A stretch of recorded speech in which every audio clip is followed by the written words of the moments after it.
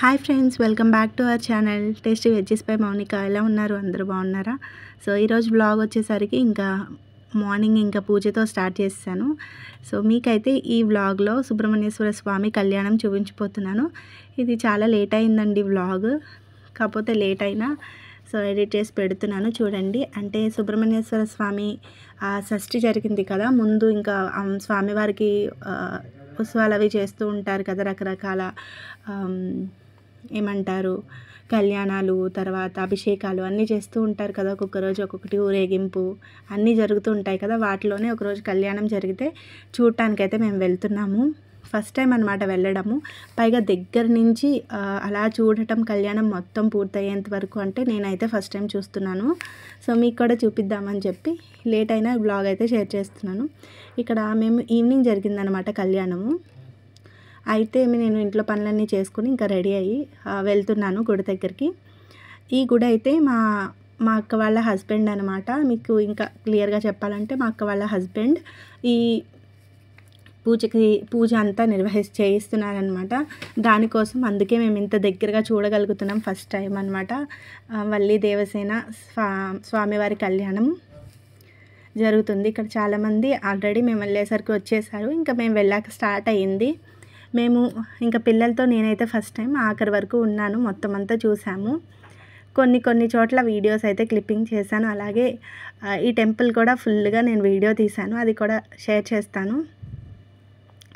ఇంకా సుబ్రహ్మణ్య షష్ఠికి అయితే చాలా జనం ఉంటారు కదండి. మేము ఎప్పుడు గుడికి వెళ్ళటానికి కూడా కొంచెం అంత దర్శనం అయితే బాగా జరగదు. బట్ ఇక్కడ అదృష్టం, కళ్యాణం ఇంకా మన వాళ్ళే ఉన్నారు కాబట్టి పూర్తి వరకు ఇంకా హ్యాపీగా చూసాము. ఇది రాజమండ్రిలోని హౌసింగ్ బోర్డ్ దగ్గర ఉంటుందన్నమాట ఈ టెంపుల్. రాజమండ్రిలో ఎవరైనా చూసేవాళ్ళు ఉంటే వెళ్ళండి దర్శనానికి. అదిను ప్రతి మంగళవారం అభిషేకాలు, షష్ఠికి అభిషేకాలు అన్నీ జరుగుతాయి ఆ గుళ్ళో. ఇక్కడ మేము కూర్చుని చూస్తున్నామన్నమాట. ఇంకా సుముహూర్తం, కళ్యాణం, తలంబ్రాలు స్వామివారికి అన్నీ అయిపోయిన తర్వాత అక్షంతలు, ప్రసాదం అన్నీ తీసుకొని ఇంక ఇంటికైతే వచ్చేసాము. మేము చూస్తున్నంతసేపు పిల్లలైతే ఆడుకున్నారండి. చాలాసేపు మొబైల్స్ వాళ్ళ దగ్గరే ఉంది కాబట్టి దగ్గరికి వెళ్ళి పూర్తిగా తీయలేకపోయాను. ఇంకా అక్కడ కూర్చుని కనబడింది మట్టుకు తీశాను. ఇంకా గుడి అయితే చూపిస్తాను. గుడి ఎంట్రన్స్ ఇక్కడ గోపురం అనమాట. గజస్తంభము, గోపురం అన్నీ ఇంకా గుడి అలంకరణ అయితే చాలా బాగా చేశారు. ఇంకా లోపల స్వామివారు అయితే చాలా ఈ మధ్య కాలంలో కట్టించారనమాట. మ్యాక్సిమం ఇది 1 year అవుతుందేమో. అయితే ఇక్కడే మా అక్క వాళ్ళ హస్బెండ్ అయితే ఇక్కడ ఉంటారు. ఈ 1 yearలోనూ చాలామంది భక్తులు జరిగినవి ఎక్కువగా నమ్ముతూ ఈ చుట్టుపక్కల వాళ్ళంతా వస్తూ ఉంటారనమాట. సో గుడి మొత్తం చూపించేస్తున్నాను. పిల్లలైతే ఇంకా వీళ్ళదే కాబట్టి గుడి చక్కగా ఆడుకుంటున్నారు. ఇంకా స్వామివారైతే ఇదిగోండి వల్లి సుబ్రహ్మణ్యేశ్వర స్వామి కింద ఉన్న శివలింగం కూడా సుబ్రహ్మణ్య స్వామి టెంపుల్లో ఉంటుందట. చూడండి, శివలింగం కూడా సుబ్రహ్మణ్యేశ్వర స్వామిదే. స్వామివారికి ఉద్యోగం, వివాహం, తర్వాత సంతానం గురించి ఎక్కువగా మనం స్వామివారిని ప్రార్థిస్తూ ఉంటాం కదా. ప్రతి మంగళవారం కూడా చేసుకుంటే చాలా మంచిది. ఎవరైనా రాజమండ్రిలో ఉండేవాళ్ళు ఉంటే వెళ్ళండి టెంపుల్కి అయితే. ఇక్కడ కళ్యాణం అంతా పూర్తి అయిపోయింది. మా అక్క వాళ్ళు ఇక్కడ కూర్చొని చూస్తున్నారు. ఇంకా పూర్తిగా చూసిన తర్వాత మేమైతే ఇంటికి రిటర్న్ అయిపోయామన్నమాట. ఇంటికి వచ్చేసాము. సో తర్వాత ఈ వ్లాగ్ ఒకటి చిన్నది పెట్టడానికి నాకు తర్వాత ఏమీ టైం దొరకలేదన్నమాట. ఇప్పుడు షేర్ చేస్తున్నాను ఇది. తర్వాత మార్గశిర మాసం కదా, రేపు మార్గశిర లక్షవారం, 3వ వారం కదా. అమ్మవారికి మార్గశిర లక్షవారాలు పూజ చేసుకుంటే చాలా మంచిది. అమ్మవారికి సువాసన వచ్చే పువ్వు ఏదైనా వేసి పటం ఉన్న, చిన్న విగ్రహం ఉన్న, ప్రతిమ ఉన్న ఏదున్నా సరే అమ్మవారికి వేసి ఏదైనా ఇష్టమైన తీపి ప్రసాదం నైవేద్యం చేస్తే చాలా మంచిది. ఇవి మార్గశిర మాసంకి కథ కూడా ఉంటుంది. సవితి తల్లి పిల్లని ఎప్పుడు ఆడిపోసుకుంటూ ఉంటుందన్నమాట, తిట్టుకుంటూ సరిగ్గా చూడకుండా ఉంటుంది. కానీ ఆ పాప అయితే చిన్న ప్రతిమ, అమ్మవారి మట్టి బొమ్మను తీసుకుని పూజిస్తూ ఉంటుందన్నమాట. బెల్లం ముక్క నైవేద్యం పెట్టి ఆడుకుంటూనే ఆ బొమ్మతో ఉంటుందన్నమాట. ప్రతిమతోటే ఉంటుంది, అమ్మవారి విగ్రహంతో బెల్లం ముక్క నైవేద్యం పెట్టి అలా ఎక్కువగా తనకున్న అన్ని కష్టాలని మర్చిపోయి ఇంకా అమ్మవారినే పూజిస్తూ ఉంటుంది. ఇంకా అమ్మాయికి పెళ్లి చేసుకుని అత్తవారింటికి వెళ్ళిపోతుందనమాట ఆ బొమ్మను తీసుకుని. అయితే ఇక్కడ పుట్టింట్లో పూజ చేసిన బొమ్మను అత్తవారింటికి తీసుకువెళ్ళడం వల్ల వాళ్ళకి అత్తవారింటికి చాలా బాగుంటుందన్నమాట. వాళ్ళు ఆర్థికపరమైన కష్టాలేమీ బాగుంటుంది ఆర్థికంగా. కానీ పుట్టింట్లో అయితే కటిక దరిద్రం ఉంటుందన్నమాట. అసలు వాళ్ళకి తినటానికి కానీ ఇంకా ఈ వేటికి అసలు కటిక దరిద్రం అనమాట. మంచినీళ్ళు తాగే ఉండేవారని. అలాంటి టైంలో తల్లికి చెప్తూ ఉంటుందన్నమాట అమ్మాయి, పూజ చేసుకో, ఇలాగ అమ్మవారి పూజ చేసావా, చేయలేదు అంటే ఏదో ఒక ఆటంకాలు వస్తూ ఉంటాయి. కథలో చెప్పిన ప్రకారం ఒకసారి తలదూకోకూడదు, ఒకసారి అన్నం తినకూడదు అనమాట. అలా నోము ఉన్న వాళ్ళకి ఉంటుందన్నమాట.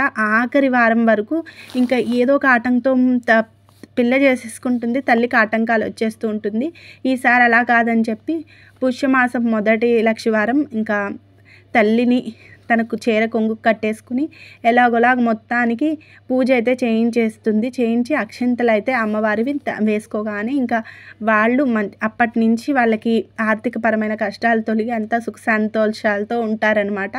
ఆఖరికి ఈ కథ అయితే నేను సింపుల్గా చెప్పాను మీకు అర్థమయ్యే విధంగా. ఇది ప్రతి లక్షవారం మార్గశిర మాసంలో ఉన్న 4 లక్షవారాలు ఏదో ఒక వారం కుదరకపోయినా మళ్ళా వారమైనా చేసుకోవచ్చు. అలా 4 వారాలు చేసుకోవచ్చు.